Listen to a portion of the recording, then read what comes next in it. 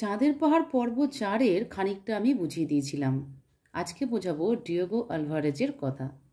তো আমার প্রিয় ছাত্রছাত্রীরা, তোমরা যারা চাঁদের পাহাড়ের প্রত্যেকটি পর্বকে সুন্দরভাবে পয়েন্ট ওয়াইজ মনে রাখতে চাও, আমি যেমন করে বোঝাবো তোমাদেরকে বলি বা বোঝাই, সেরকমভাবে যদি মনের মধ্যে রেখে সুন্দর করে পরীক্ষার সময় স্মৃতি থেকে এনে লিখতে চাও, তাহলে অবশ্যই খাতা এবং পেন নিয়ে বসো। আমি যা যা বলবো, যেই পয়েন্টগুলোকে বলবো, তোমরা নোট ডাউন করো।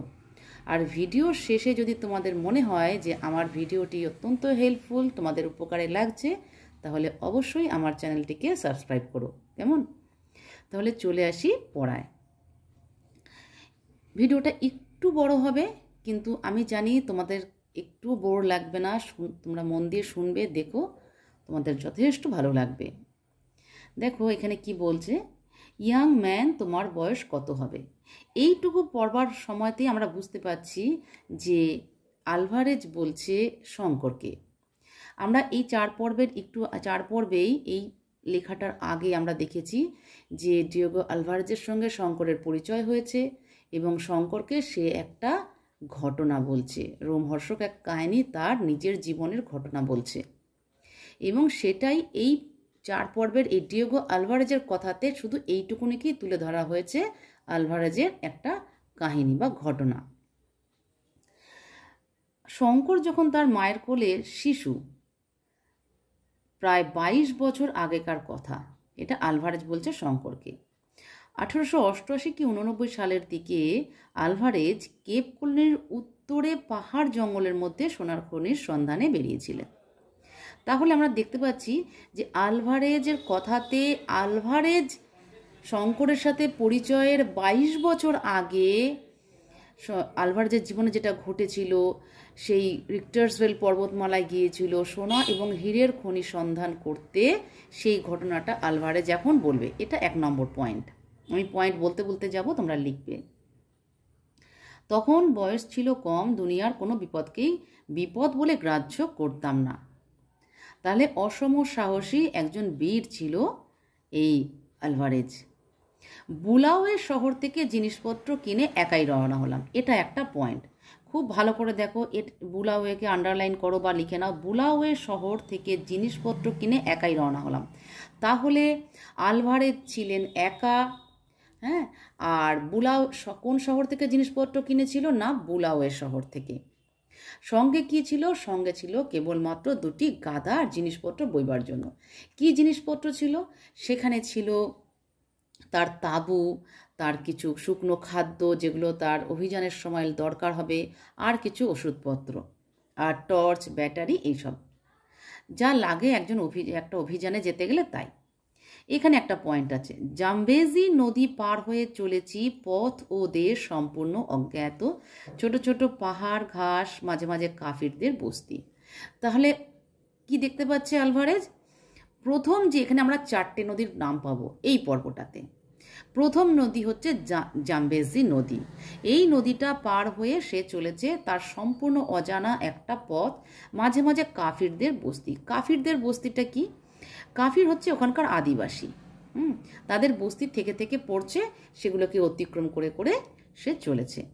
ক্রমে যেন মানুষের বাস কমে এলো, এমন এক জায়গায় এসে পৌঁছানো গেল যেখানে এর আগে কখনো কোনো ইউরোপিয়ান আসেনি। এটা আলভারেজ নিজে একজন ইউরোপিয়ান, তাই তিনি বলছেন যে কোনো ইউরোপিয়ান আসেনি। কেউ হয়তো এসেছিল বা কেউ হয়তো কখনো আসেইনি। মানুষের পা যে জঙ্গলে পড়ে, সেই জঙ্গলে একটা পথ সৃষ্টি হয়, পায়ে হাঁটার পথ, কিন্তু সেই জঙ্গলে কোনো পায়ে হাঁটার পথ সৃষ্টিই হয়নি। তাই ধরে নেওয়া যেতে পারে যে সেখানে কোনোদিন কোনো মানুষের পা পড়েইনি। যেখানেই নদী খাল দেখি কিংবা পাহাড় দেখি, সকলের আগে সোনার স্তরের সন্ধান করি। লোকে কত কী পেয়ে বড় মানুষ হয়ে গিয়েছে দক্ষিণ আফ্রিকায়। এ সম্বন্ধে বাল্যকাল থেকে কত কাহিনী শুনে এসেছিলুম। তাহলে দেখা যাচ্ছে যে ছোটবেলায় অনেক গল্প শুনে, অনেক কাহিনী শুনে আলভারেজের মনে হয়েছে যে অনেক মানুষ আফ্রিকায় গিয়ে সোনার খনি বা হীরের খনির সন্ধান পেয়ে অনেক ধনী হয়ে গেছে।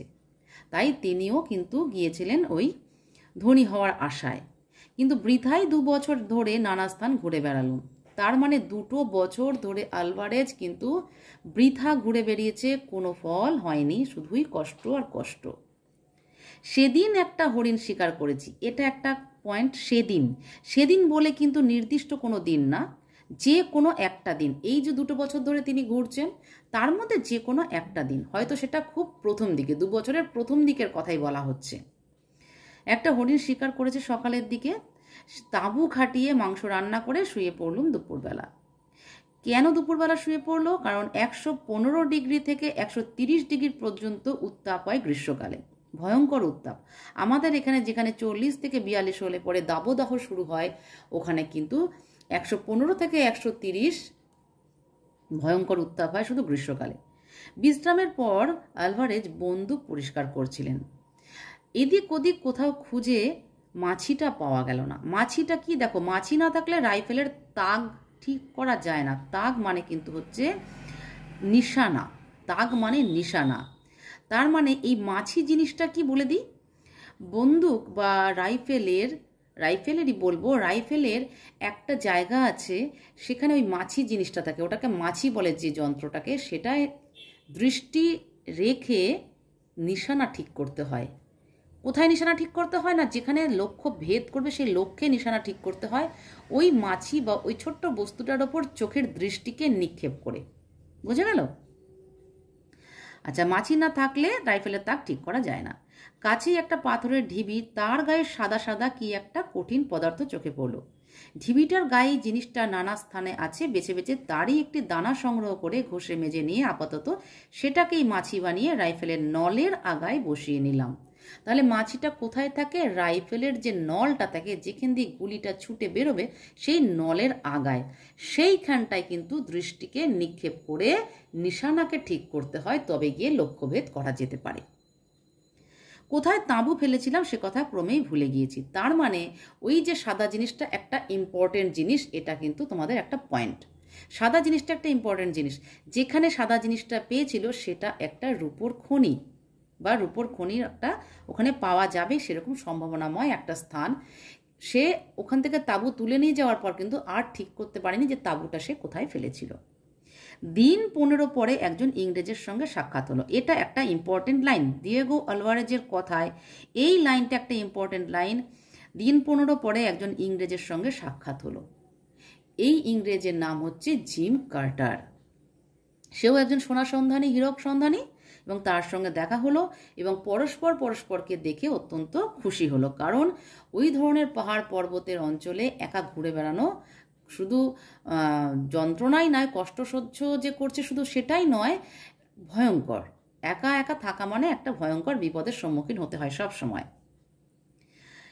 জিম একদিন আমার বন্দুকটা নিয়ে পরীক্ষা করতে গিয়ে হঠাৎ কি দেখে আশ্চর্য হয়ে গেল। কি দেখে? না, ওই রাইফেলের যে মাছিটা বসেছিল সাদা রঙের পাথর, সেটা দেখে অবাক হয়ে গেল। সে উত্তেজিত হয়ে বলল, তুমি বুঝতে পারোনি? এই জিনিসটা খাঁটি রূপো, খনিজ রূপো। তার মানে রূপোটা যে অবস্থায় পাওয়া গেছে সেটা কিন্তু মানে পিউরিফাই যে হয়েছে তা নয়, খনিজ রূপো, তখন সেটা খনিজ রয়েছে। যেখানে পাওয়া যায়, দেখো ভালো করে, যেখানে পাওয়া যায় সাধারণত সেখানে রূপোর খনি থাকে। খুব মন দিয়ে দেখবে, মন দিয়ে শুনবে। আমার আন্দাজ হচ্ছে 1 টন পাথর থেকে সেখানে অন্তত 9000 আউন্স রূপো পাওয়া যাবে। ভালো করে দেখো, সে জায়গাতে এক্ষুনি চলো যাই। তাহলে জিম কি বলছে? না, আমরা লক্ষ্যপতি হয়ে যাব, চলো আমরা সেখানে এক্ষুনি যাই যেখান থেকে তুমি এই সাদা জিনিসটা পেয়েছো। সংক্ষেপে বলি, তারপর কার্টারকে সঙ্গে নিয়ে কিন্তু আলভারেজ সেখানে গেছে। কিন্তু 4 মাস ধরে কত চেষ্টা করে, কত অসহ্য কষ্ট পেয়ে, কতবার বিরাট দিকদিশাহীন মরুভূমি বতভেল্ডের মধ্যে পথ হারিয়ে মৃত্যুর দ্বার পর্যন্ত পৌঁছেও কিছুতেই আমি সে স্থান নির্ণয় করতে পারলাম না। মরুভূমি বতভেল্ড মানে কি? মরুভূমি বত মানে মরুভূমির মতো। ভেল্ড কাকে বলছে? ভেল্ড আসলে মরুভূমি, কিন্তু সেই মরুভূমি কীরকম? না, সেখানে ছোট ছোট বুনো ঝোপ আছে, ছোট ছোট ঘাস আছে, কিন্তু ওটা মরুভূমি। সেখানে কিন্তু মৃত্যুর দ্বার মানে মৃত্যুর দরজা পর্যন্ত পৌঁছেও কিন্তু সেই স্থান আর খুঁজে পাওয়া গেল না। কারণ ওই রিক্টার্সভেল্ড পর্বতমালার একটা বিশেষত্ব আছে যে তাকে কেউ এক্সপ্লোর করতে পারবে না। এই কথাটা খুব মন দিয়ে শোনো, যেটা আমি এই মুহূর্তে বলছি। রিক্টার্সভেল্ড বা যে জায়গা দুর্গম, মানুষের দুঃসাধ্য যেখানে গমন করা, সেই জায়গাকে এক্সপ্লোর করা যাবে না। এটাই প্রকৃতির নিয়ম। প্রকৃতি দেবে না কাউকে এক্সপ্লোর করতে। প্রকৃতিকে একটা তুচ্ছ মানুষ এক্সপ্লোর করে ফেলবে, তার গহীনে তার ভেতরে কি আছে সব মানুষ জেনে ফেলবে। মানুষ তো অতি তুচ্ছ একটা প্রাণী, মানুষ তো অ্যানিম্যাল, তোমরা তো জানো, তোমরা পড়েছো, মানুষ অ্যানিম্যাল জাতির।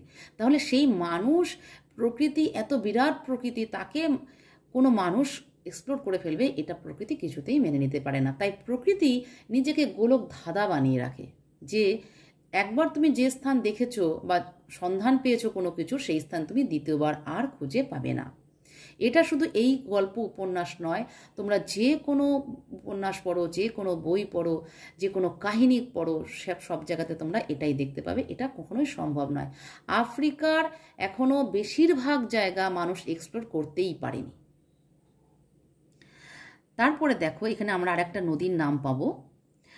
এই যে বলেছে, আফ্রিকার ভেল্ডে কোনো চিহ্ন বড় একটা থাকে না যার সাহায্যে পুরনো জায়গা খুঁজে বার করা যায়, সবই যেন একরকম। বললাম গোলক ধাঁধার মতো। অনেকবার হয়রান হয়ে শেষে আমরা রূপোর খনির আশা ত্যাগ করে গুয়াই নদীর দিকে চললাম। তাহলে রূপোর খনির আশা শেষ, ওখানেই তাদের ইতি হলো, রূপোর আশা আর করতে পারলো না। এবার তারা গুয়াই নদীর দিকে চললো। তাহলে একটা পয়েন্ট আমরা পেয়েছিলাম জাম্বেজি নদী, এবার পেলাম গুয়াই নদী। জিম কার্টার আমাকে আর ছাড়লে না, তার মৃত্যু পর্যন্ত আমার সঙ্গেই ছিল। তার মানে এখানে আমরা পয়েন্ট পাচ্ছি জিম কার্টারের মৃত্যু। তার মানে ডিয়েগো আলভারেজের কথা, বা পর্ব 4-এ জিম কার্টারের মৃত্যু হয়েছিল। তার যে সে শোচনীয় মৃত্যুর কথা ভাবলে এখনো আমার কষ্ট হয়। নিশ্চয়ই যন্ত্রণাদায়ক কোনো মৃত্যু, তাই আলভারেজের কষ্ট হয়। আর এই যে অভিযান, এই অভিযানে তৃষ্ণার কষ্টই সব থেকে বড় কষ্ট। সেখানে সব জল গ্রহণযোগ্য নয়, পানযোগ্য নয়, সেই জন্য জলের কষ্টটা বড় সাংঘাতিক।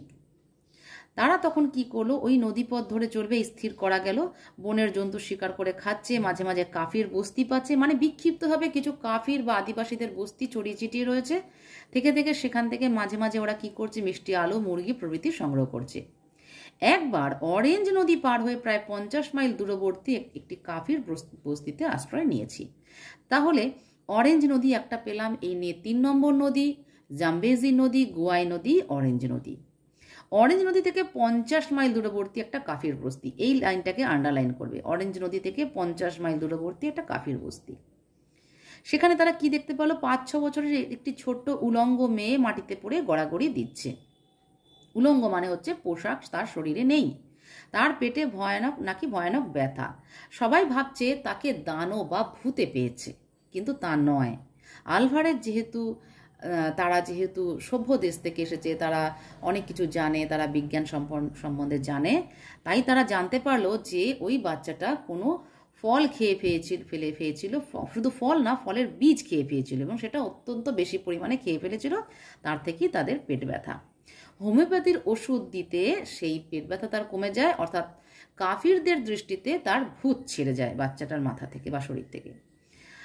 আচ্ছা, সেই যেহেতু সুস্থ করে দিল, তাই গ্রামে তাদের খুব খাতির হয়ে গেল। এটা কিন্তু একটা প্রশ্ন আসে এই লাইনটা তুলে, গ্রামে আমাদের খাতির হয়ে গেল খুব।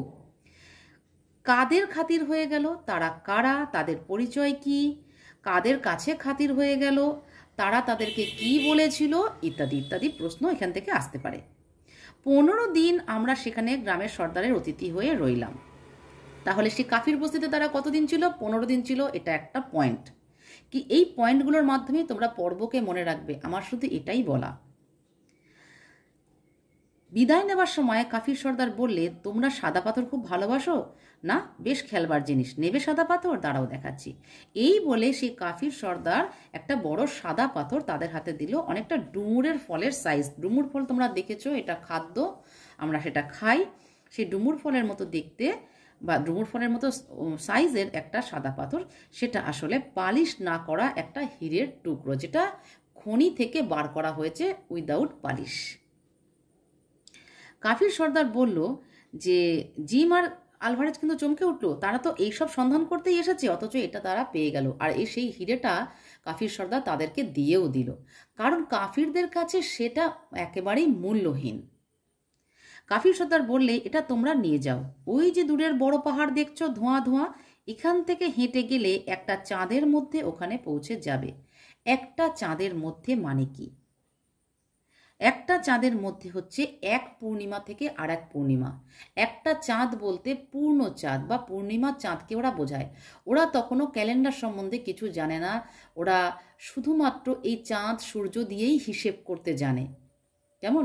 ওরা কিন্তু ক্যালেন্ডার, মাস, বছর, দিন, ঘন্টা এগুলো কিন্তু কিছুই জানে না, ওরা এভাবেই হিসেব করতে শিখেছে। একটা চাঁদের মধ্যে মানে আমাদের হিসেবে 30 দিনের মধ্যে তারা ওখানে পৌঁছতে পারবে। একটা চাঁদ থেকে আর একটা চাঁদ মানে এক পূর্ণিমা থেকে আর এক পূর্ণিমা। কেমন? ওই পাহাড়ের মধ্যে একরকম সাদা পাথর অনেক আছে বলে শুনেছি। তার মানে যে ওই কাফির সর্দার তাদেরকে ওই ব্যাখ্যাটা করছে যে ওখানে নাকি এরকম অনেক সাদা পাথর পাওয়া যায়, কিন্তু জায়গাটা ভালো না। বুনিপ বলে উপদেবতা থাকে। এই যে এই লাইনটা, বুনিপ বলে উপদেবতা থাকে। অনেক চাঁদ আগেকার কথা, মানে অনেক মাস আগেকার কথা। আমাদের গ্রামের 3 জন সাহসী লোক কোনো বারণ না শুনে ওই পাহাড়ে গিয়েছিল, তারা আর ফেরেনি। আরেকজন সাদা মানুষ, মানে তোমাদের মতো একজন সাদা মানুষ, মানে তার একজন ইউরোপিয়ান হয়তো সে গিয়েছিল, সেও আর ফেরেনি। তারা দেখেনি, কিন্তু তার বাপ ঠাকুরদাদের আমলের কথা। তাহলে শোনা যাচ্ছে, বোঝা যাচ্ছে যে ওখানে যে যায় সে আর ফেরে না। এটা তোমাদের মাথায় রাখতে হবে, এটা একটা পয়েন্ট। ওখানে যে যায় সে আর ফেরে না। বুনিপ বলে একজন উপদেবতা থাকে। বুনিপকে উপদেবতা কেন বলা হয়েছে? কারণ বুনিপ হচ্ছে সেই সমস্ত হিরে বা সোনার খনির রক্ষক। আমরা যেমন গল্পে শুনি বা পড়েছি যে যক্ষের ধন, অনেক সাপ পাহারা দেয় বা যক্ষ পাহারা দেয়, এটাও হচ্ছে সেই রকমই একটা ব্যাপার। প্রকৃতির ভাণ্ডারে যে হিরে সোনা লুকিয়ে রয়েছে তা মানুষ এত সহজেই তুলে নিয়ে চলে যাবে না, এটা কখনো হতে পারে না। তাই বুনিপ সেটা রক্ষা করে। বুনিপ সেটা রক্ষা করে ঠিক নয়, বুনিপ আসলে ওখানে রাজত্বটা হচ্ছে বুনিপের। বুনিপ চায় না যে এখানে কারোর মানে পায়ের স্পর্শ পড়ুক, এটা বুনিপ চায় না। বুনিপের ওটা একার অধিকার থাকবার। কাফির গ্রাম থেকে বার হয়ে পথে আমরা ম্যাপ মিলিয়ে দেখলাম। তাহলে ওরা যে ম্যাপটা ওদের হাতে ছিল সেই ম্যাপের সাথে মিলিয়ে দেখলো দূরের ধোঁয়া ধোঁয়া অস্পষ্ট ব্যাপারটা হচ্ছে রিক্টার্স ভেল্ড পর্বত শ্রেণী, দক্ষিণ আফ্রিকার সর্বাপেক্ষা বন্য, অজ্ঞাত, বিশাল ও বিপদসংকুল অঞ্চল। এটাকে তোমরা আন্ডারলাইন করো যে এই 4 নম্বর পর্বে তোমরা পেলে রিক্টার্স ভেল্ড পর্বত শ্রেণীর কথা, যেটা দক্ষিণ আফ্রিকার সর্বাপেক্ষা বন্য, অজ্ঞাত যাকে জানা যায় না, বিশাল তার পরিধি এত বিস্তীর্ণ যে তাকে পরিমাপ করা যায় না, বিপদ সংকুল মানে পদে পদে বিপদ, যে কোনো মুহূর্তে মৃত্যু অবধারিত। 2-1 দুর্ধর্ষ দেশ আবিষ্কারক বা ভৌগোলিক বিশেষজ্ঞ ছাড়া কোনো সভ্য মানুষ সে অঞ্চলে পদার্পণ করেনি। যারা ভৌগোলিক কারা তোমরা জানো, আর দুর্ধর্ষ দেশ আবিষ্কারকদের কথা তোমরা নিশ্চয়ই পড়েছো, যেমন মার্কো পোলো। যেমন এরা কোনো কিছুকে ভয় করে না, তারা দেশ আবিষ্কার করতে বেরোয়। ওই বিস্তীর্ণ বনপর্বতের অধিকাংশ স্থানই সম্পূর্ণ অজানা, তার ম্যাপ নেই, তার কোথায় কি আছে কেউ বলতে পারে না। কেননা যেখানে কোনো মানুষের পায়ে স্পর্শই পড়ে না সেখানকার ম্যাপ কেউ বানাতেও পারে না। জিম কার্টার ও আমার রক্ত চঞ্চল হয়ে উঠল। যেহেতু তাদের বয়স অল্প, তাদের রক্ত তখন গরম টকবকে রক্ত, তারা কোনো কিছুকে ভয় বলে মনে করে না, তাই তাদের রক্ত চঞ্চল হয়ে উঠল বলে বোঝানো হচ্ছে। তাদের মনে হচ্ছে যে ওই পর্বতমালা যেন তাদের অপেক্ষাতেই রয়েছে, আর বিপুল রত্নভাণ্ডার যে লোকচক্ষুর আড়ালে গোপন করে রেখেছে সেখানে তারা যাবেই যাবে। কাফির গ্রাম থেকে রওনা হয়ে প্রায় 17 দিন পরে আমরা পর্বত শ্রেণীর পাদদেশের নিবিড় বনে প্রবেশ করলাম। এই যে 17 দিন পরে আমরা পর্বত শ্রেণীর এই লাইনটাকে আন্ডারলাইন করো, 17 দিন পরে, তার মানে জিম কার্টার আর ডিয়েগো আলভারেজ কাফের বস্তি থেকে ঠিক 17 দিন পরে সেই রিক্টার্সভেল পর্বত শ্রেণীর পাদদেশে গিয়ে পৌঁছলো, কিন্তু পর্বতে কিন্তু তখনও আরোহণ করতে পারেনি, পাদদেশে গিয়ে পৌঁছেছে। নিবিড় বন মানে ঘন বন। আগেই বলেছি দক্ষিণ আফ্রিকার অত্যন্ত দুর্গম প্রদেশে এই পর্বতশ্রেণী অবস্থিত, দুর্গম যেখানে গমন করা যায় না। সেখানেই এটা অবস্থিত। জঙ্গলের কাছাকাছি কোনো কাফির বস্তি পর্যন্ত চোখে পড়ল না। জঙ্গল দেখে মনে হলো কাঠুরিয়ার কুঠার আজ পর্যন্ত এখানে প্রবেশ করেনি। কাঠুরিয়া কারা? এখানে দেখো, কাঠুরিয়া মানে হচ্ছে যারা কাঠ কেটে সংগ্রহ করে নিয়ে যায়, বিক্রি করে বা জ্বালানি হিসেবে নিজেরাও ব্যবহার করে। কুঠার অর্থাৎ যে যন্ত্রটা দিয়ে তারা কাঠ কাটে, সেই কুঠার প্রবেশ করেনি। কুঠার যদি প্রবেশ করতো তাহলে তাদের নজরে পড়তো যে কুঠারের আঘাতে বা কুঠার দিয়ে মানে গাছের ডাল কাটা হয়েছে বা গাছ কাটা হয়েছে, সেটা নজরে পড়লেই বুঝতে পারতো যে সেটা কুঠারের আঘাতেই হয়েছে। সন্ধ্যার কিছু আগে আমরা জঙ্গলের ধারে এসে পৌঁছলাম, সেই রিক্টার্সভেল পর্বতের জঙ্গলের ধারে। জিম কার্টারের পরামর্শ মতো সেখানে তারা দুজন সেখানে রাতের বিশ্রামের জন্য তাঁবু খাটালো। আমি এখানে খানিকটা সংক্ষেপে বলবো, প্রত্যেকটা লাইন যদি ধরে ধরে বলি তাহলে কিন্তু বিশাল বড় হয়ে যাবে ভিডিওটা, কিন্তু কোনো ইম্পর্টেন্ট জায়গা আমি বাদ দেব না, খুব মন দিয়ে শুনবে। তারা কি করলো, তাঁবু খাটালো, কাঠ কুটো কুড়িয়ে আগুন জ্বালালো, রান্নার কাজ শুরু করলো। সকালে একজোড়া পাখি মেরেছিল, সেটা ছাড়িয়ে রোস্ট করব বলে আলভারেজ তৈরি হচ্ছিল। পাখি ছাড়ানোর সময় একটু কাজে ব্যস্ত আছে, এমন সময় জিম দুপেয়ালা মানে হচ্ছে কাপ, যেটাকে আমরা বলি, দুপেয়ালা কফি করতে বলল। আগুন জ্বালাইছিল, জল গরম করতে গিয়ে পাখি ছাড়াতে বসেছে, এমন সময় সিংহের গর্জন অতি নিকটে শোনা গেল। এই জায়গাটা একটু সংক্ষেপে আমি বলে দিচ্ছি। জিম কি করলো, সঙ্গে সঙ্গে বন্দুক নিয়ে বেরিয়ে পড়লো। আলভারেজ তাকে সাবধান করলো, বেশি দূর যেতে বারণ করলো। 10 মিনিটের মধ্যে কিন্তু বন্দুকের আওয়াজ শোনা গেল। প্রথমে একটুখানি থেমে আর একটা আওয়াজ, তারপরে সব চুপ। মানে বাইরে দুবার বন্দুকের আওয়াজ শোনা গেছে, তারপরে সব চুপচাপ। মিনিট 10 বাদে জিম ফিরছে না দেখে আলভারেজ যখন তাকে খোঁজার জন্য বেরোলো, তখন দেখা গেল জিম একটা ভারী জিনিস টেনে নিয়ে আসছে। সেটা কি? সেটা একটা সিংহ। তার মনে হলো যে সিংহটার ছালটা তো চমৎকার, এই ছালটা হায়নারা ছিঁড়ে খেয়ে ফেলবে, তাই সেটা সঙ্গে করে নিয়ে আসলো। কিন্তু সঙ্গে করে নিয়ে এসে সেই ছালটা দিয়ে যে জিম কি করবে সেটা কিন্তু আর এখানে বোঝা গেল না। অনেক রাত্রে সিংহের গর্জনে যাই হোক, তারপর তারা খেয়ে দিয়ে শুয়ে পড়লো তাঁবুতে। অনেক রাত্রে সিংহের গর্জনে ঘুম ভেঙে গেল। তাঁবু থেকে অল্প দূরেই সিংহ ডাকছে। অন্ধকারে বোঝা গেল না ঠিক কত দূরে। রাইফেল নিয়ে উঠে বসেছে বিছানাতে আলভারেজ। জিম শুধু একবার বলল, সন্ধেবেলায় সে যেটাকে মেরেছে সেই সিংহটার জুড়ি, তার মানে নিশ্চয়ই এক জোড়া ছিল বলে সে নির্বিকারভাবে পাশ ফিরে ঘুমিয়ে পড়ল। যে কাঠকুটো ছিল তার মধ্যে আবার আলভারেজ কিছু কাঠকুটো ফেলে দিল, যেটা আগুন জ্বলছিল, তারপরে সে শুয়ে পড়ল। পরদিন সকালে উঠে জঙ্গলের মধ্যে ঢুকে গেল। কয়েকজন কাফিরদের সঙ্গে দেখা হয়েছিল, তারা হরিণ শিকার করতে এসেছিল। তামাকের লোভ দেখিয়ে তারা তাদেরকে কুলি ও পথপ্রদর্শক হিসেবে সঙ্গে নিতে চাইল। দেখো, এখানে পথপ্রদর্শক মানে যারা পথ দেখিয়ে নিয়ে যাবে, তাদেরকে দেখানো হলো লোভ। কিসে? না, তামাকের লোভ দেখানো হলো। ওখানে আর তো কোনো কিছু লোভ দেখানো যায় না, টাকা পয়সার লোভ দেখানো যায় না, কারণ ওদের টাকা পয়সার কোনো দরকার নেই। ওরা যেখানে থাকে টাকা পয়সার কোনো প্রয়োজন নেই, ওদের প্রত্যেক দিনকার খাদ্য আর জ্বালানি হলেই ওদের যথেষ্ট। তাই তামাকের লোভে ওরা কিন্তু লোভী হলো না। তারা কি বলল যে, তোমরা জানো না তাই বলছো ওখানে যেতে চাইছো, ওখানে কোনো মানুষ যায় না, ওখানে কোনো মানুষ গেলে আর ফিরে আসে না। ওই পাহাড়ের পর্বতশ্রেণী অপেক্ষাকৃত নিচু, ওটা পার হয়ে খানিকটা সমতল জায়গা, ঘন বনে ঘেরা, তার ওদিকে আবার এর চেয়ে উঁচু পর্বতশ্রেণী। তার মানে ওই যে পর্বতশ্রেণীর কথা বলছে অপেক্ষাকৃত নিচু, ওটা পার হয়ে মধ্যে খানিকটা সমতল জায়গা আছে, সেটা ঘন বনে ঘেরা। তার ওদিকে আরও উঁচু পর্বতশ্রেণী আছে, সেখানেও বনের মধ্যে একটা সমতল জায়গা আছে। এই পয়েন্টটা কিন্তু ইম্পর্টেন্ট, যে কোন জায়গাটা বিপজ্জনক। ওই পাহাড়ের থেকে ব্র্যাকেট করো, ওখানে বুনিপ থাকে। তাহলে বুনিপ থাকার লোকেশনটা কিন্তু ওই কাফিররা বলে দিল। বুনিপের হাতে পড়লে আর ফিরে আসতে হবে না, ওখানে কেউ যায় না, আমরা তামাকের লোভে ওখানে যাব মরতে, তোমরাও যেও না। তখন ওরা জিজ্ঞাসা করলো, বুনিপ কি? তারা বলছে যে বুনিপ কি, তারা স্পষ্ট বুঝিয়ে দিল বুনিপ কি তারা না জানলেও সে কি অনিষ্ট করতে পারে সেটা তাদের জানা। কিন্তু আলভারেজ আর জিম কার্টারের ভয়ে ধাতে ছিল না, জিমের তো ছিলই না। আরও বিশেষ করে ওই জেদ করে বসলো যে বুনিপের রহস্য ভেদ করতেই হবে, হিরে পাই বা না পাই। আসলে মৃত্যু জিমকে অলক্ষিতে টানছে। অলক্ষিতে মানে অদৃশ্যে। মৃত্যুকে আমরা কখনো দেখতে পাই না, কিন্তু মৃত্যু তার সামনেই রয়েছে, সেই মৃত্যু তাকে আকর্ষণ করছে। বৃদ্ধ এই পর্যন্ত বলে একটু হাঁপিয়ে পড়লো। এই যে বৃদ্ধ এই পর্যন্ত বলে একটু হাঁপিয়ে পড়লো, আন্ডারলাইন করো, এটা ডিয়েগো আলভারেজের থেকেই দেওয়া, পর্ব 4-এর। কাকে বলতে গিয়ে বৃদ্ধ কে, তার পরিচয় দাও। কাকে বলতে গিয়ে হাঁপিয়ে পড়লো, না এখানে শঙ্করের কথা বলা হয়েছে।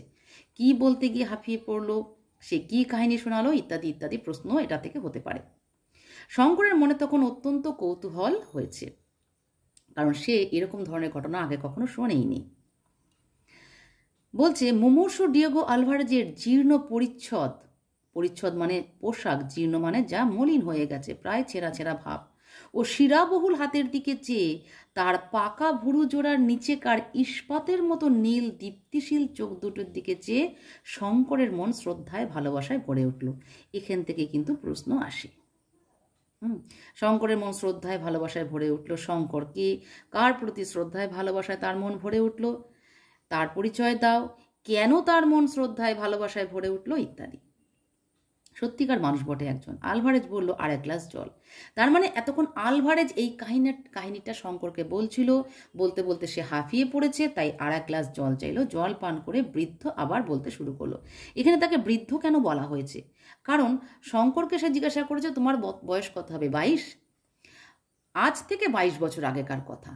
তার মানে আলভারেজের বয়স কত ছিল বোঝা না গেলেও 22 বছর আগে সে তখন সম্পূর্ণ একজন যুবক সে গিয়েছিল। তার মানে বোঝাই যাচ্ছে যে তার বয়স 50-এর কাছাকাছি বা 50 ঊর্ধ্ব হতে পারে, তাই তাকে বৃদ্ধ বলা হচ্ছে। তারপর শোনো, এবার আবার ঘটনা শুরু করা হয়েছে। ঘোর বনের মধ্যে তারা প্রবেশ করলো। এবার সেই বনের খানিকটা বর্ণনা এখানে দেওয়া হয়েছে, যে সেখানে বড় বড় গাছ, ফার্ন, বিচিত্র বর্ণের অর্কিড, লায়না, স্থানে স্থানে সে বন নিবিড় ও দুষ্প্রবেশ্য। নিবিড় মানে ঘন, দুষ্প্রবেশ্য মানে যেখানে প্রবেশ করা কঠিন। বড় বড় গাছের নিজেকার জঙ্গল এতই ঘন, বড়শির মতো কাঁটা গাছের গায়ে। বড়শি তোমরা চেনো হয়তো, যে বড়শি দিয়ে মাছ ধরা হয়। মাছ যদি একবার বড়শি গিলে ফেলে বা ঠোঁটে আটকে যায়, সেই বড়শিকে মাছ আর ছাড়াতে পারে না। যত ছাড়ানোর চেষ্টা করবে তত বেশি করে আটকে যাবে। সেই বড়শির মতো কাঁটা আছে অনেক গাছের গায়ে, সুতরাং সেখান দিয়ে চলাফেরা খুব মুশকিল। আর পাতায় পাতায় এমন জড়াজড়ি করে রয়েছে গাছের মাথায় মাথায়, যে সূর্যের আলো সে জঙ্গলে প্রবেশই করতে পারে না। আর সেখানে বেবুনের উৎপাত জঙ্গলের সর্বত্র। বেবুন এক ধরনের বানর জাতীয় প্রাণী। বেবুন, এখানে এক বেবুনের শব্দটা পেলাম, তোমরা মানেটা জেনে রাখো। বড় বড় গাছের ডালে দলে দলে শিশু, বালক, বৃদ্ধ, যুবা, নানা রকমের বেবুন বসে আছে। অনেক সময় দেখলাম মানুষের আগমন তারা গ্রাহ্য করে না, দাঁত খিঁচিয়ে ভয় দেখায়। তার মানে মানুষকে তারা পরোয়াই করে না, কারণ মানুষের থেকে তারা অনেক বেশি শক্তিশালী, হিংস্র।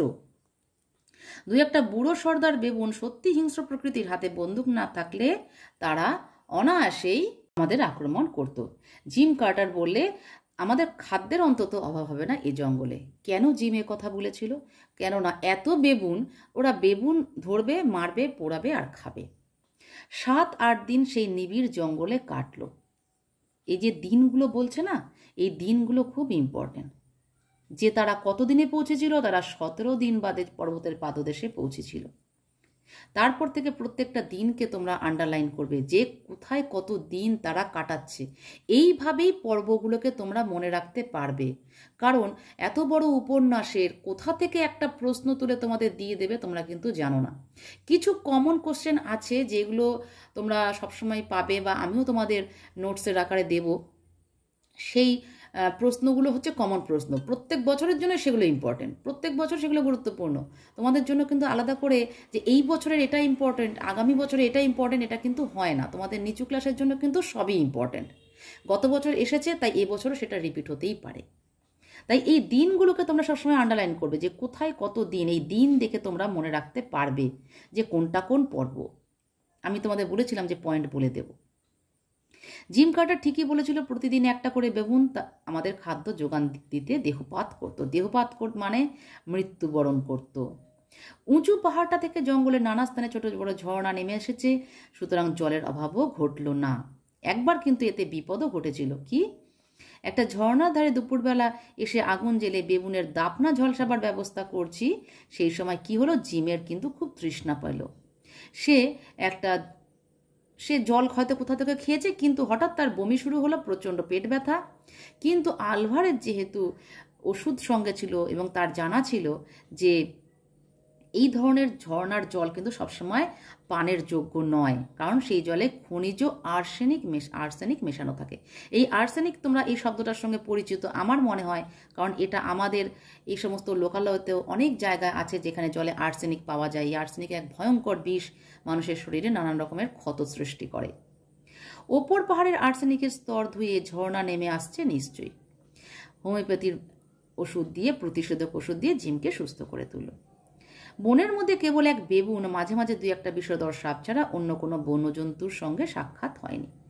পাখির কথা আর প্রজাপতির কথা অবশ্য বাদ দিলাম, কারণ এইসব ট্রপিক্যাল জঙ্গল ছাড়া, এই ট্রপিক্যাল শব্দের মানে কিন্তু আমি আগেও বলেছি যে একটু গ্রীষ্ম বা উষ্ণ প্রধান অঞ্চলকেও ট্রপিক্যাল বলে। ট্রপিক্যাল জঙ্গল ছাড়া এত বিচিত্র বর্ণের ও শ্রেণীর পাখি ও প্রজাপতি আর কোথাও দেখতে পাওয়া যাবে না। বিশেষ করে বন্যজন্তু যা বোঝায় তারা সে পর্যায়ে পড়ে না। প্রথমেই রিক্টার্সভেল পর্বতশ্রেণীর একটি শাখা পর্বত আমাদের সামনে পড়ল। এই জায়গাটা ইম্পর্টেন্ট, মনে রাখার জন্য বলছি, বারবার বলছি যে প্রথমেই ওদের একটা রিক্টার্সভেল্টের পর্বতশ্রেণীর একটা শাখা আমাদের নজরে পড়লো। শাখা বলতে পর্বতশ্রেণীরই সমান্তরালভাবে আর একটা পর্বতের মতো, সেটা মূল ও প্রধান পর্বতের সঙ্গে সমান্তরালভাবে অবস্থিত, কিন্তু অপেক্ষাকৃত নিচু মানে যেটা প্রধান পর্বতশ্রেণী তার থেকে নিচু। সেটা পার হয়ে, ওই নিচু পর্বতটা পার হয়ে একটা বিস্তীর্ণ বনময় উপত্যকায় নেমে তাঁবু ফেললাম। তার মানে বুঝতে পারছো, প্রথম পর্বতশ্রেণীটা হচ্ছে, প্রধান পর্বতশ্রেণীটা অনেক উঁচু, সমান্তরালভাবে একটা নিচু পর্বতশ্রেণী, সেখানে ওই বিস্তীর্ণ বনময় সেটা পার হয়ে গেল, পার হয়ে বিস্তীর্ণ বনময় উপত্যকায় তারা তাঁবু ফেলল। একটা ক্ষুদ্র নদী উপত্যকার মধ্যে দিয়ে বয়ে গিয়েছে। নদী দেখে আমারও জিমের আনন্দ হলো। এইসব নদীর তীর থেকেই অনেক সময় খনিজ দ্রব্যের সন্ধান পাওয়া যায়। সোনাও একটা খনিজ দ্রব্য, হীরেও একটা খনিজ দ্রব্য। এই মূল্যবান খনিজ দ্রব্যের সন্ধানে তারা গেছে। নদীর নানা দিকে আমরা বালি পরীক্ষা করে বেড়াই, কিছুই কোথাও পাওয়া যায় না। সোনার একটা রেণু পর্যন্ত নেই নদীর বালিতে। ক্রমে আমরা হতাশ হয়ে পড়ল। তখন প্রায় 20-22 দিন কেটে গেছে। তার মানে এই যে 20-22 দিন, আন্ডারলাইন করো। আমরা পেলাম 7-8 দিন সেই নিবিড় জঙ্গলে কাটলো, তারপরে আমরা দেখতে পাচ্ছি 20-22 দিন তখন কেটে গেছে। তার মানে নিবিড় জঙ্গলে 7-8 দিন কেটে যাওয়ার পরেও 20-22 দিনও কেটে গেছে, তারা কিন্তু কোনো কিছুর সন্ধানই পায়নি। সন্ধ্যার সময় কফি খেতে খেতে জিম বললে, দেখো আমার মন বলছে এখানে আমরা সোনার সন্ধান পাবো, থাকো এখানে আর কিছু দিন। আরও 20 দিন কাটলো। দেখো, আরও 20 দিন। আমি বলেছি দিনের হিসেব করবে, তোমাদের পর্ব সুন্দর মনে থাকবে। এটাই ছিল আমার সেই পয়েন্ট। তাহলে কি হলো, 17 দিন বাদে পৌঁছলো, 7-8 দিন নিবিড় জঙ্গলে কাটলো, 20-22 দিন কেটে গিয়েছে, কোনো কিছুর সন্ধান পায়নি, আরও 20 দিন কাটলো। বেবুনের মাংস অসহ্য, অত্যন্ত অরুচিকর হয়ে উঠেছে, কারণ একই খাদ্য আমাদেরও ভালো লাগে না রোজ রোজ খেতে। তারা মাসের পর মাস, মানে দিনের পর দিন এই খাদ্যই খাচ্ছে। একই খাদ্য, কি না বেবুনটাকে ঝলসে পুড়িয়ে খাচ্ছে। জিমের মতো লোকও হতাশ হয়ে পড়ল। আমি বললাম, আর কেন জিম, চলো ফিরি একবার। কাফির আমাদের ঠকিয়েছে, এখানে কিছু নেই। এই যে কাফির আমাদের ঠকিয়েছে কেন বলা হয়েছে, সেই যে কাফির সর্দার বলেছিল যে ওই যে দূরে দূরে ধোঁয়া ধোঁয়া পর্বতশ্রেণী ওখানেই পাওয়া যায়, তার মানে বলছে যে কিছুই যখন পেলাম না, এতটা এসেও, তার মানে কাফির সর্দার আমাদের মিথ্যে কথা বলেছে। জিম বললে, ওই পর্বতশ্রেণীর নানা শাখা আছে, সবগুলো না দেখে যাব না। জিম কিন্তু অটল, জিম যাবে না, জিম ওটা পেয়েই ছাড়বে, কারণ জিমের মৃত্যু খুব সামনেই রয়েছে। কারণ ওই পর্বতশ্রেণীর নানা শাখা আছে, যেটাকে বলে যে রিক্টার্সভেল পর্বতশ্রেণী। আমরা হিমালয়কে জানি না রেঞ্জ, হিমালয় কিন্তু রেঞ্জ, হিমালয় একটা পর্বত নয়, অনেক পর্বত। সেই রকমই রিক্টার্সভেলও হচ্ছে প্যারালালভাবে রয়েছে, প্যারালালভাবে সেই পর্বতমালা রয়েছে, তাই তার অনেক শাখাও আছে। সেই সবগুলোই কিন্তু জিম দেখতে চায়। একদিন পাহাড়ি নদীটার খাতের ধারে বসে বালি চালতে চালতে পাথরের নুড়ির রাশির মধ্যে অর্ধপ্রথিত একখানা হলদে রঙের ছোট পাথর আমি ও জিম একসঙ্গেই দেখতে পেলাম। দুজনেই তাড়াতাড়ি সেটাকে খুঁড়ে তুললাম।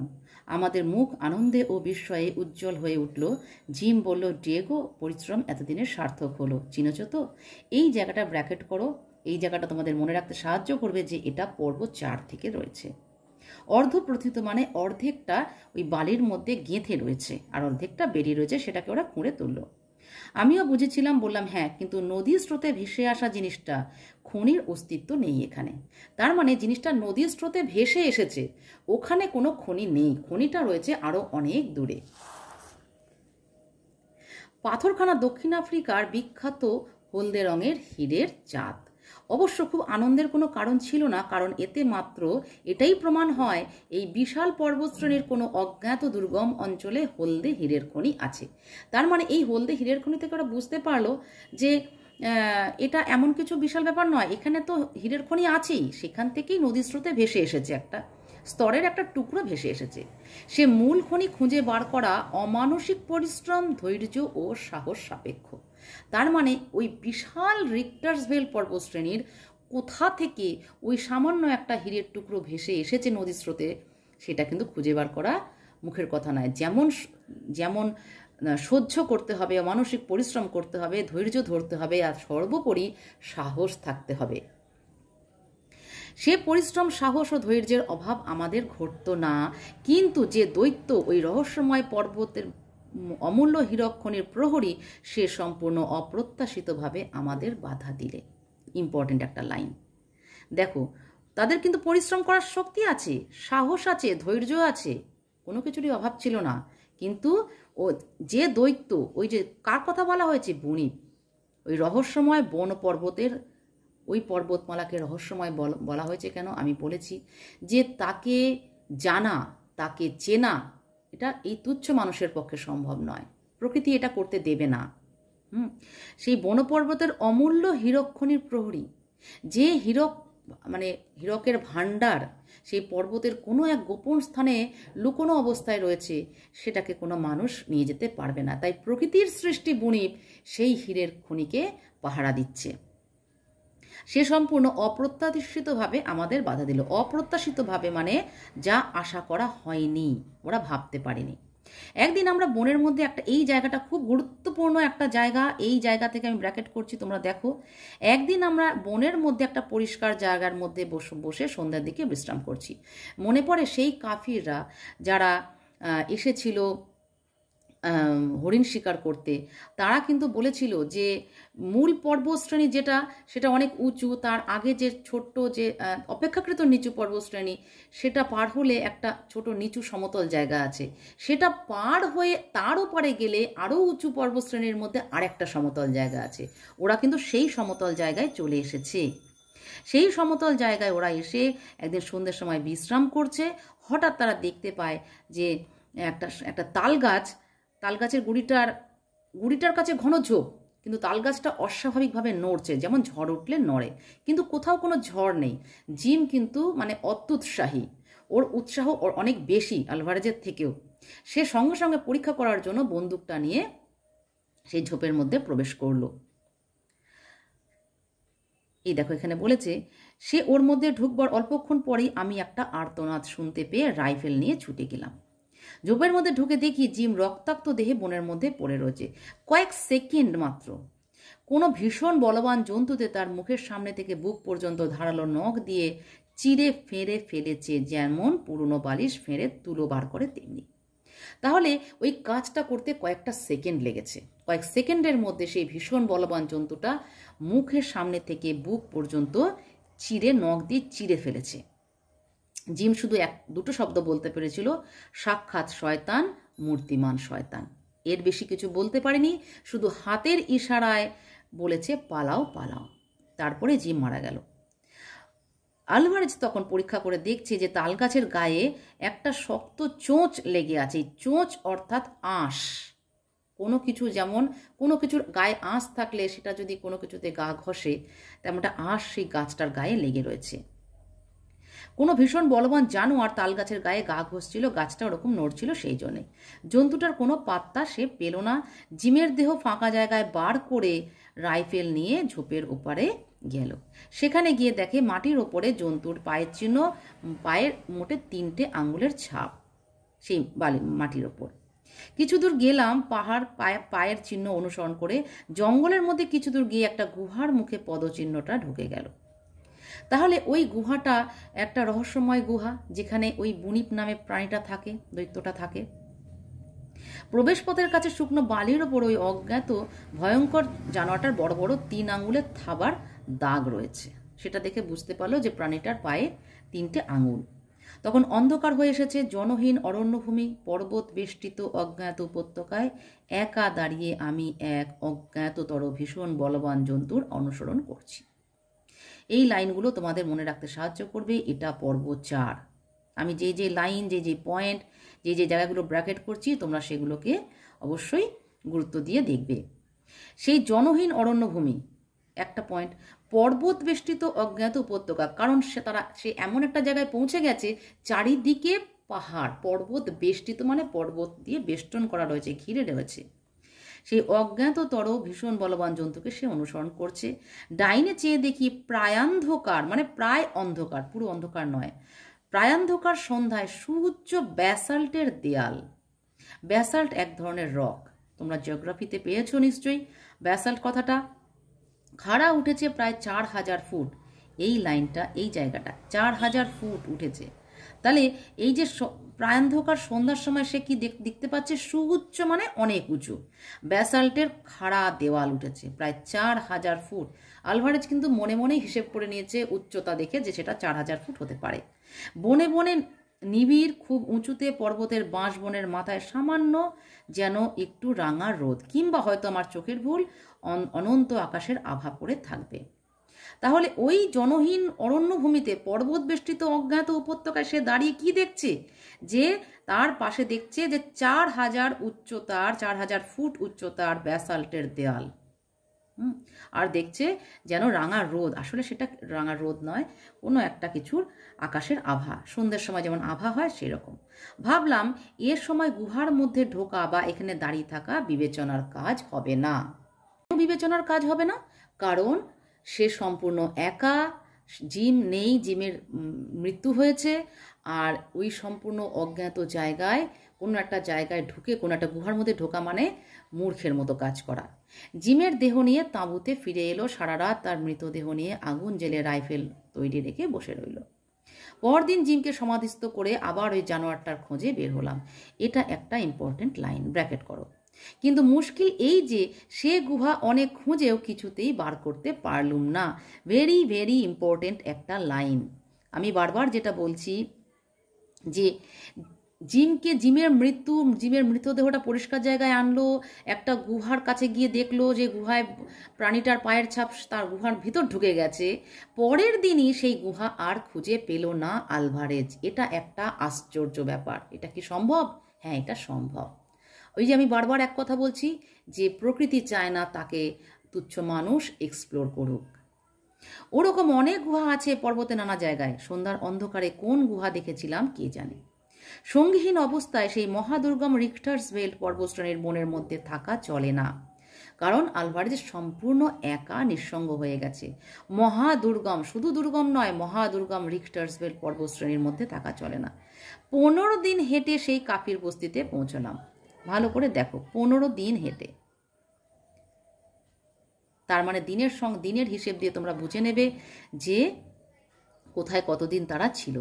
তারা চিনতে পারলে, খুব খাতির করলে তাদের কাছে জিমের মৃত্যু কাহিনী বললাম। শুনে তাদের মুখ ভয়ে কেমন যেন হয়ে গেল, ছোট ছোট চোখ ভয়ে বড় হয়ে উঠল। বললে, সর্বনাশ বুনিপ, ওই ভয়েই ওখানে কেউ যায় না। কাফির সর্দার কিন্তু বারবার করে সাবধান করে দিয়েছিল, কিন্তু ওরা সে কথা শোনেনি। ওরা ভেবেছে যে কাফির সর্দার ওদেরকে ঠকিয়েছে, মিথ্যে কথা বলেছে, কিন্তু না, তার প্রমাণ আলভারেজ হাতে নাতে পেয়ে গেছে। কাফির বস্তিতে আর 5 দিন, কাফির বস্তি থেকে আর 5 দিন হেঁটে অরেঞ্জ নদীর ধারে এসে একখানা ডাচ লঞ্চ পেলাম। 5 দিন হেঁটে আর একটা নদীর নাম পেলাম, সেটা হচ্ছে অরেঞ্জ নদী। তাহলে এই পর্বে আমরা 4টে নদী পেয়েছি। এই নদী দিয়ে তোমরা পর্বটাকে মনে রাখতে পারো: জাম্বেজি নদী, অরেঞ্জ নদী, গুয়াই নদী, আর একটা নদী পেয়েছি আমরা।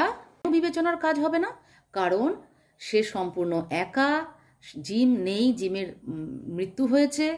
আর ওই সম্পূর্ণ অজ্ঞাত জায়গায় কোনো একটা জায়গায় ঢুকে কোনো একটা গুহার মধ্যে ঢোকা মানে মূর্খের মতো কাজ করা। জিমের দেহ নিয়ে তাঁবুতে ফিরে এলো, সারা রাত তার মৃতদেহ নিয়ে আগুন জেলে রাইফেল তৈরি রেখে বসে রইল। পরদিন জিমকে সমাধিস্থ করে আবার ওই জানোয়ারটার খোঁজে বের হলাম। এটা একটা ইম্পর্টেন্ট লাইন, ব্র্যাকেট করো। কিন্তু মুশকিল এই যে সে গুহা অনেক খুঁজেও কিছুতেই বার করতে পারলুম না। ভেরি ভেরি ইম্পর্টেন্ট একটা লাইন। আমি বারবার যেটা বলছি যে জিমের মৃতদেহটা পরিষ্কার জায়গায় আনলো, একটা গুহার কাছে গিয়ে দেখলো যে গুহায় প্রাণীটার পায়ের ছাপ তার গুহার ভিতর ঢুকে গেছে। পরের দিনই সেই গুহা আর খুঁজে পেল না আলভারেজ। এটা একটা আশ্চর্য ব্যাপার। এটা কি সম্ভব? হ্যাঁ, এটা সম্ভব। ওই যে আমি বারবার এক কথা বলছি যে প্রকৃতি চায় না তাকে তুচ্ছ মানুষ এক্সপ্লোর করুক। ওরকম অনেক গুহা আছে পর্বতে নানা জায়গায়। সন্ধ্যার অন্ধকারে কোন গুহা দেখেছিলাম কে জানে। সঙ্গীহীন অবস্থায় সেই মহাদুর্গম রিক্টার্সভেল্ড পর্বতশ্রেণীর বনের মধ্যে থাকা চলে না, কারণ আলভারেজ সম্পূর্ণ একা নিঃসঙ্গ হয়ে গেছে। মহাদুর্গম, শুধু দুর্গম নয়, মহাদুর্গম রিক্টার্সভেল্ড পর্বতশ্রেণীর মধ্যে থাকা চলে না। 15 দিন হেঁটে সেই কাফির বস্তিতে পৌঁছলাম। ভালো করে দেখো, 15 দিন হেঁটে। তার মানে দিনের হিসেব দিয়ে তোমরা বুঝে নেবে যে কোথায় কতদিন তারা ছিল। তারা চিনতে পারলে, খুব খাতির করলে তাদের কাছে জিমের মৃত্যু কাহিনী বললাম। শুনে তাদের মুখ ভয়ে কেমন যেন হয়ে গেল, ছোট ছোট চোখ ভয়ে বড় হয়ে উঠল। বললে, সর্বনাশ বুনিপ, ওই ভয়েই ওখানে কেউ যায় না। কাফির সর্দার কিন্তু বারবার করে সাবধান করে দিয়েছিল, কিন্তু ওরা সে কথা শোনেনি। ওরা ভেবেছে যে কাফির সর্দার ওদেরকে ঠকিয়েছে, মিথ্যে কথা বলেছে, কিন্তু না, তার প্রমাণ আলভারেজ হাতে নাতে পেয়ে গেছে। কাফির বস্তি